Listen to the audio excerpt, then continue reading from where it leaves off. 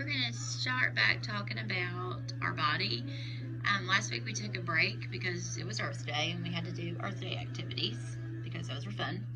And the week before we talked about our skeleton. And the skeleton is made up of bones that we have in our body. And if we didn't have a skeleton, we would be a big blob of goo. We wouldn't be able to stand up. We wouldn't be able to move. So today we're going to talk about a drop of blood. Everybody has blood in their bodies. If we didn't have blood, we would be in real big trouble. And it is by Paul Showers and illustrated by Edward Miller. A drop of blood.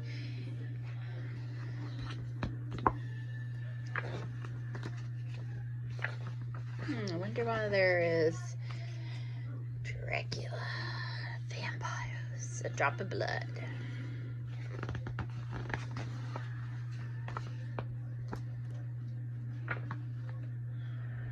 Oh, there's blood in your arms and legs. There's blood in your fingers and toes. And once in a while, when a game gets too rough, you'll find out there's blood in your nose. Ew. There is blood everywhere inside your body. When you cut yourself, you make a hole in your skin. Blood leaks out through the hole.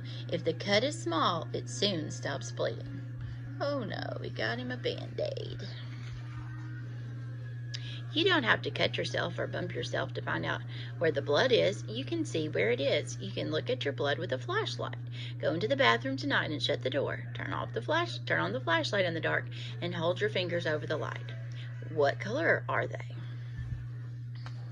Look in the mirror in the dark and hold the flashlight behind your ear. What color is your ear? Shine the flashlight in your mouth. What color are your cheeks? The blood in your fingers and your ear and your cheeks makes them look red.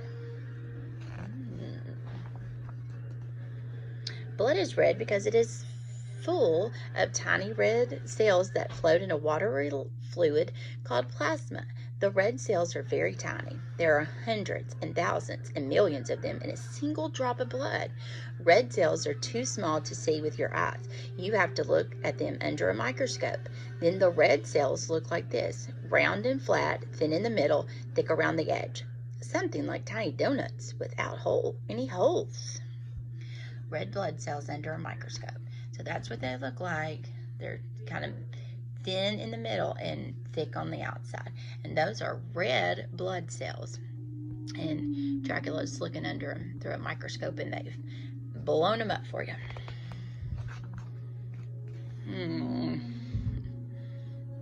There's his heart. And look at all those veins.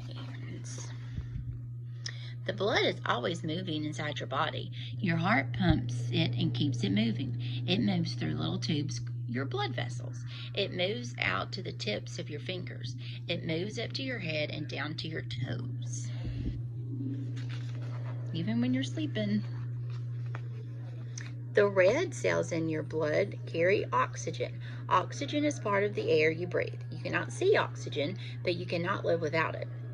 Your body has to have oxygen every minute. You breathe oxygen into your lungs. The red cells in your blood take the oxygen from your lungs. Red cells carry the oxygen to every part of your body. They carry oxygen to your muscles, to your bones, your brain, your stomach, and your intestines, and your heart. So this is your lungs. They cut the lungs in half.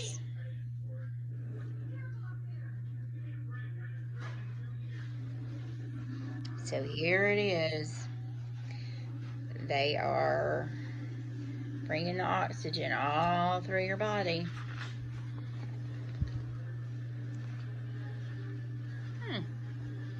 Your body needs food as well as oxygen. When you eat, the food goes down to your stomach and your intestines. The food is changed into a fluid. The fluid moves from your intestines into your blood. You cannot see the food anymore, even under a microscope, but it is in your blood. Your blood takes the food and oxygen to every part of your body. It takes food to your bones to make them grow, to your muscles to make them strong, to your fingers and your toes, even to your brain. So there's your small intestines. And if you look, there's your large intestines, and those are your small intestines, and not your stomach. Here's another part of your blood. These are called the white blood cells under a microscope. And you see those Those are the red ones, and those are the white ones. These are white cells in your blood too. They are bigger than red cells. Your blood has fewer white cells than red cells, but there are thousands of white cells in one drop of blood. White cells protect you against disease germs. A white cell wraps itself around a germ and eats it up. Then a germ cannot harm you. Here is the white cell eating the germ. So there's your germy. There's the white one, and it's kind of wrapping it up. Oop, germs, and he's eating a germ. Gross. Some things in your blood are smaller than the white cells, even smaller than the red cells. They have no color. They are flat and round, like little plates. They're called platelets. When you cut your skin, blood runs out. Platelets gather around the cut. They form a plug that helps stop the bleeding. There's your platelets under a microscope. And if you have a cut, they go and help make the scar. Platelets pour in through the blood vessels to plug up the cut. Not the scar, the scab. Next, the blood begins to clot. Tiny threads called fibrin form in the plasma. The fibrin threads make a net across the cut. Red cells and white cells are caught in the net. Soon the net becomes thick with red and white cells. A clot has formed. The blood cannot flow through the clot, and the bleeding stops. The clot hardens and becomes a scab. Later, new skin will grow under the scab and close the cut. You can see them under a microscope. Little people do not need much blood. Kathy is 1 year old. She weighs 24 pounds. She has about 1.5 pints of blood in her body. That is less than 1 quart. A grown-up person needs more. Big people need more blood. Russell is 11 years old. He weighs 88 pounds. He is about 5.5 pints of blood in his body. That is little less than 3 quarts. An adult who is 6 feet tall and weighs 180 pounds has 11 pints of blood. 11 pints are the same as 5.5 quarts.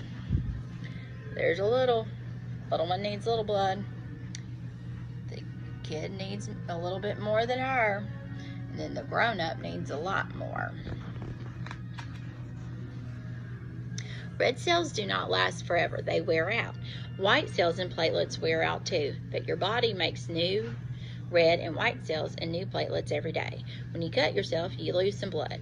You lose red cells and white cells. You lose platelets, but that doesn't matter. Your body has plenty of new ones to take their place. It keeps making new ones all of the time. Sometimes I cut my finger. Sometimes I scrape my knee. Sometimes a drop or two of blood comes dripping out of me. That means I lose some platelets, some white cells, and some red. I lose them by the millions in every drop I shed. But I don't get excited about my bleeding skin. For all that blood that oozes out, there's plenty more that's in.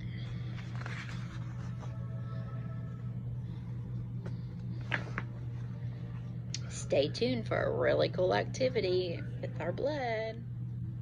Now for our lesson. In our book, it talked about the 4 components of blood. So we're going to talk about the 4 parts of our blood. So the first part of our blood that we're going to talk about is our red blood cells. And remember, our red blood cells were like a donut. And this red blood cell is made out of Play-Doh. And it's thicker on the edges and real thin in the middle. Remember, it kind of looks like our donuts with no hot. So that's our red blood cell. Then we have the white blood cell. And this, I didn't have white Play-Doh, so I improvised and cut it up a tortilla. But that's our white blood cells. The white blood cells are bigger than the red blood cells. Then we have our platelets, and I made our platelets out of some cardboard. And remember, our platelets, if this is our skin and we have a cut in it, remember our platelets go to the top and kind of go together to help stop the blood and from going anymore, and it makes our little scab. But they're platelets because they are flat like a plate. And then our last component of our blood is our plasma. And our plasma is the liquid. This is what all of the other three go in to help us move throughout our body. And it's kind of, this is corn syrup because it's kind of sticky and it has a little yellowishy tint to it. Okay? So, our red blood cells help us because they go to our lungs and they help us get our oxygen. And remember, our blood takes that oxygen all through our body. Then our white blood cells have our little germs. They are our germy defense. So here's my little green germs that I made. And remember, our white blood cells just take them and eat them up so that they cannot hurt us anymore. So that's what our white blood cells do to us. And they eat the viruses and the bacteria. They consume it. And then the platelets, remember, help us form those scars. And the plasma is what all three parts travel throughout our body. So those are kind of a little idea. And you know, Miss Griffin likes to do lessons with food, so we're gonna make our own blood. So we have our red blood cells. We have lots more of our red blood cells than our white blood cells. So there's a whole bunch, and they are smaller than our white ones. So we're gonna put our red blood cells in our plasma. Then here is our white blood cells, and they're also sprinkled. But there's not as many of them because there's more red blood cells than our white blood cells, and they are bigger. So we're going to put those in. And then we have our little platelets, and there's several thousands of our platelets too in one drop of blood.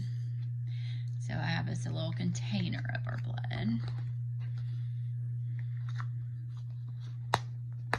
And then I'm going to shake them up and kind of see. So this is kind of what our blood looks like when it's flowing through our body. Remember, the red blood cells take our oxygen throughout our body. The white ones are helping us defend against our viruses and bacteria. And then our platelets help us form our scabs. And our plasma is what carried all of it through. So there is a look at, if we could open up our bodies to look at our blood, that's what we would see. So stay tuned. Next week we're going to talk about our heart. Our heart has a lot to do with our blood too. So stay tuned for that, and I hope you enjoyed our lesson on blood.